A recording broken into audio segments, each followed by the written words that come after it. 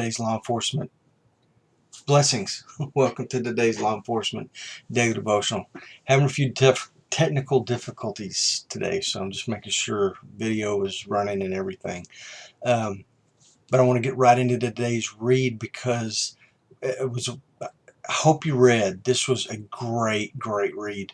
Ezekiel chapter 33, verse 21, all the way through chapter 36, verse 38. And right off the bat, there was just this, not a specific law enforcement takeaway, but we have chain of command, and we have officers, supervisors, from sergeants to lieutenants to captains to assistant chiefs or deputy chiefs to the chief to, or not a commander, but a commissioner. Some places have commissioners. Woo. We don't have those in Texas. It's hard for me to remember that.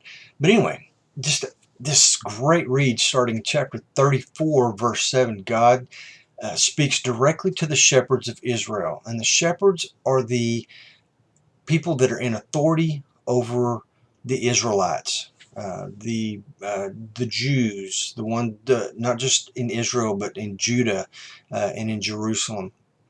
And when I say in a position of authority, that kind of covers everything, because with their system of government, the religious leaders and their religious leaders were the elders of their community, who were also their judges, and there were the Levites who had authority, but it was all based more on a religious system than a governmental system, or their governmental system was more based on a religious system than a civil government type system, if that makes sense and I didn't confuse you too much. But when he talks about the shepherds, he's talking about their leaders.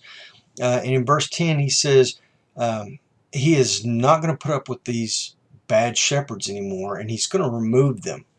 And it just made me think, in law enforcement, our leaders have to be good. And I've been an officer and had supervisors. I've been a supervisor who worked for officers. And the supervisors have to be good from the top down. I mean, leadership really has to start at the very top of your organization. God himself will provide for the sheep, he says in verse 14, because the leaders, the shepherds, are not doing it. So he says, I'll take care of them. And then verse 16, God's talking about the leaders not doing what they're supposed to do. Listen to what God says and what it suggests about why he was upset with these shepherds. So I'm going to read the verse and think about your leaders or leaders in general, and what this verse says about what he doesn't like about their leadership or what they're doing in their leading of their people. It says, I will seek the lost. I will bring back the scattered. I will bind up the broken and strengthen the sick. But the fat and the strong I will destroy. I will feed them with judgment. God's making a comparison of saying, this is what I'm going to do. I'm going to go bring back the lost. And I'm going to heal the sick. And I'm going to bind up the broken because you're not doing it. And I'm not going to put up... He mentions earlier that the shepherds were, instead of taking care of the flock, they're picking them out and skinning them and eating them. They're not supposed to be eating the flock. They're supposed to be taking care of the flock. And that's why he talks about them being fat. And they're strong because they're eating lots of protein and whatnot. But he's tired of them feeding off of their own people. It's like sometimes we have politicians that will tell you, man, I'm going to work for you and I'm going to do everything I can. And then they tax you even more, and they live off your taxes and the hard work off your back and the sweat of your brow, and they're profiting from it. So not all politicians, I'm not saying all politicians, but there are some that come to mind that do that. And then in verse 17, God says he's going to make it right. He's not going to put up with this any longer. If you're a bad supervisor, he's going to get rid of you. He says there's no equality. He talks about the supervisors not treating everybody the same. They have their favorites, and again, this goes to politics. But he's saying you should be treating everybody equal, and he's not going to put up with the way they're leading. When he says, I will feed you justice, they're obviously not getting justice because of the contrast. God's saying, I will bring justice. Well, when we get justice, justice brings us peace, brings us a sense of security.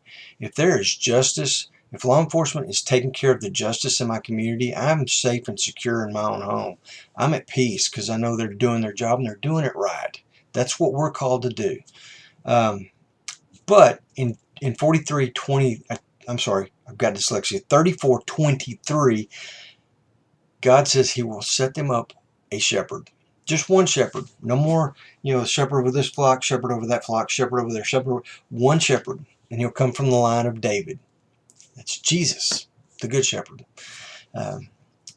Jesus knows His flocks and His flocks know Him. They know the sound of His voice. I love that and how it compares. It even compares to the 23rd Psalm. But that's something you can study on your own. And in verse 25 of this same chapter, here comes the covenant of peace, which you would expect that God's going to bring about because He's going to bring about justice. If He brings about justice, then we're going to have peace. And then just go back and read chapter 34, verse 26 through 31. And the way this is laid out with the season and the producing of fruit, to me it just sounds like heaven. It's a beautiful, beautiful set of verses, how chapter 34 ends. Anyway, chapter 36, verse 26, God says, I will give you a new heart, and I will put a new spirit within you, and I will remove the heart of stone from your flesh and give you a heart of flesh.